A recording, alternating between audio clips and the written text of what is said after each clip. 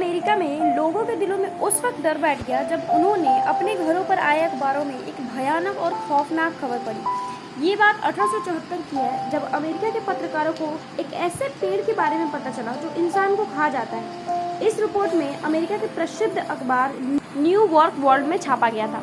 Report को Edmund Spenser नाम के लेखक द्वारा लिखा गया था। न्यूयॉर्क वर्ल्ड ने इसे पहले अपने रोजाना छपने वाले अखबारों में छापा और इसके 2 दिन बाद इस खबर को अखबार के साप्ताहिक संस्करण में छाप दिया। इस अखबार को सच तब माना गया जब कार्ल स्टीन नाम के एक जर्मन खोजकर्ता ने एक पत्र प्रकाशित किया, जिसमें उन्होंने मेडागास्कर द्वीप की मकोडो ट्राइब जनजाति द्वारा किए गए बलिदान की पूरी कहानी को लिखा। इस कहानी में उसने वारदात को कुछ इस तरह से लिखा। ये पेड़ उन्हें अफ्रीका तट से कुछ दूर स्थित मेडागास्कर द्वीप पर मिला।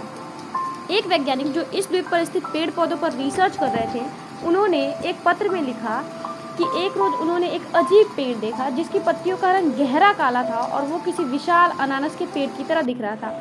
पेड़ की पत्तियां किसी लोहे के पदार्थ की तरह ठोस थी। पेड़ जब अपना मुंह खोलता था तो ऐसा लगता था कि किसी विशाल फूल की बड़ी पत्तियां खुल रही हो। पेड़ का मुंह दिखने में ऐसा लगता था जैसे उस पर कोई कटोरा रखा हो जो हरे और सफेद रंग की लताओं से घिरा था। लताएं उस कटोरे को कुछ इस तरह से लिपटी थी जैसे कोई सांप किसी पेड़ से लिपटा हो। पेड़ का वो कटोरा किसी तरल पदार्थ से भरा हुआ था जिसमें से मीठी महक आ रही थी। वैज्ञानिक जब उस पेड़ का परीक्षण करने के लिए उस आइसलैंड पर पहुंचे तो वहां के आदिवासियों से इस पेड़ के बारे में पूछताछ की।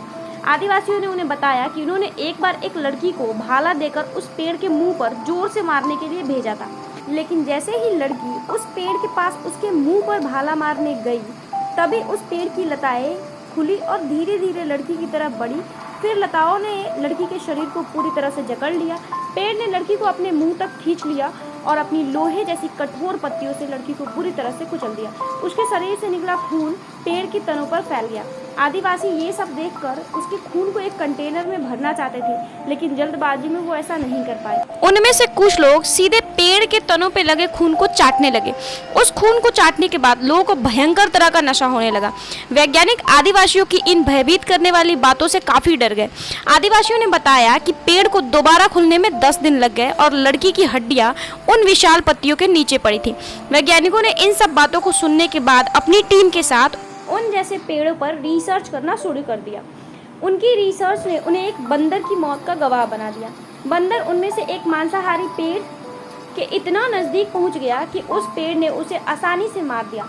वैज्ञानिकों को ऐसा लग रहा था कि मानो ये पेड़ यहाँ रहने वाले जीव जंतुओं का शिकार करने वाला मुख्य शिकारी है। इस कहानी को पढ़ने के बाद इसे कई अन्य समाचार पत्रों ने प्रकाशित किया, जिसमें 27 अक्टूबर 1874 को दक्षिण ऑस्ट्रेलियाई रजिस्टर भी शामिल था। कहानी को पढ़कर लोग एक नरभक्षी पेड़ की कल्पना करके डर और रोमांच का मिला जुला अनुभव करने लगे और जानकारों में इस पेड़ को लेकर चर्चाएं होने लगी। इसके बाद मिशिगन के गवर्नर चेस एसबॉर्न के द्वारा लिखी किताब मेडागास्कर आदमखोर पेड़ की भूमि को हद से ज़्यादा पब्लिसिटी मिलने लगी, लेकिन इस किताब को चेस एसबॉर्न ने सिर्फ एक कहानी के तौर पर लिखा था।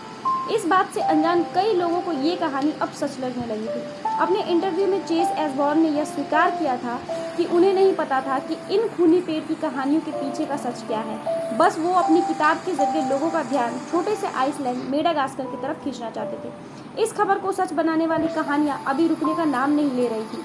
कुछ सालों बाद अक्टूबर 1891 में रिव्यू ऑफ रिव्यूज के लेखक विलियम थॉमस स्टीड ने इससे जुड़ी एक और खौफनाक कहानी लुसिफर मैगजीन में प्रकाशित कर दिया। उन्होंने इस मैगजीन में लिखा, निकारागुआ में रहने वाले आदिवासियों ने एक पेड़ देखा है जिसे वो शैतान का फंदा कहते हैं। उस पेड़ को कोई भी जीवित चीज छूती है तो वो उसे निगल जाता है। आर्टिकल के अनुसार मिस्टर इंस्टन, जो कि पेशे से एक प्रकृतिवादी हैं, अभी हाल ही में मध्य अमेरिका से 2 सालों की अपनी वनस्पति और अन्य जीवों पर गहन अध्ययन करके लौटे थे। वह वहाँ अपनी अगली रिसर्च के लिए निकारागुआ की झील के पास गए। वहाँ वो देखना चाहते थे कि इस झील के चारों ओर फैली लताओं के इतने ज्यादा विकसित होने के पीछे क्या कारण है। मिस्टर एंडरसन अपने काम में मग्न थे, तभी उन्हें अपने कुत्ते की रोने की आवाज़ सुनाई दी। आवाज़ दूर से आ रही थी मिस्टर इंस्टन तुरंत कुत्ते की आवाज़ सुनकर घटनास्थल पर दौड़ते हुए पहुंचे। वहां उन्होंने कुछ ऐसा देखा जिसकी कल्पना उन्होंने आज तक नहीं की थी। उनके कुत्ते को नरभक्षी लताओं ने बुरी तरह से जकड़ रखा था, जिसे निकारागुआ के आदिवासियों ने शैतान का फंदा कहा था। ये सब देखकर मिस्टर इंस्टन को ऐसा लग रहा था कि जैसे वो प्रकृति के बारे में कुछ जानते ही ना हो। वो अपने कुत्ते को बचाने के लिए कुछ भी नहीं कर सकते थे। लताओं की किसी जीव को मारने की क्षमता इतनी ताकतवर थी कि मानो ये लताएं हमेशा से भूखी हैं। कुछ लोगों को इस बात पर यकीन नहीं आया और इस पूरी घटना की पुष्टि करने के लिए इस आइसलैंड पर चले गए। वहां जाकर लोगों को इस खौफनाक कहानी का सच का पता चला कि मेरा आइसलैंड पर इस तरह का कोई पेड़ है ही नहीं, और ये कहानी उस रिपोर्ट द्वारा लिखी गई सिर्फ एक झूठी अफवाह थी, जिसने अमेरिका के लोगों को कुछ महीनों के लिए इस कदर डरा रखा था कि वो किसी भी पेड़ को छूने से पहले सोचने लगते थे। इस काल्पनिक पेड़ की झूठी खबर से सिर्फ लोगों की रुचि उस द्वीप को खोजने में तेज हो गई। इसी तरह से जब ल्यूसीफर मैगजीन की जांच पड़ताल हुई तो इस आर्टिकल की सच्चाई लोगों के सामने आई। जांच पड़ताल के अनुसार ऐसा कोई आर्टिकल ल्यूसीफर मैगजीन में नहीं छापा गया था, बल्कि सितंबर 1889 में इसे एक कहानी के तौर पर रिव्यू ऑफ रिव्यूज़ में छापा गया था, जो कि उनके पिछले छापे गए मिस्टर इंस्टन जाने माने प्रकृतिवादी संस्करण का अगला भाग था। वीडियो को लाइक ज़रूर करना और चैनल को सब्सक्राइब करके बेल आइकन भी दबा देना।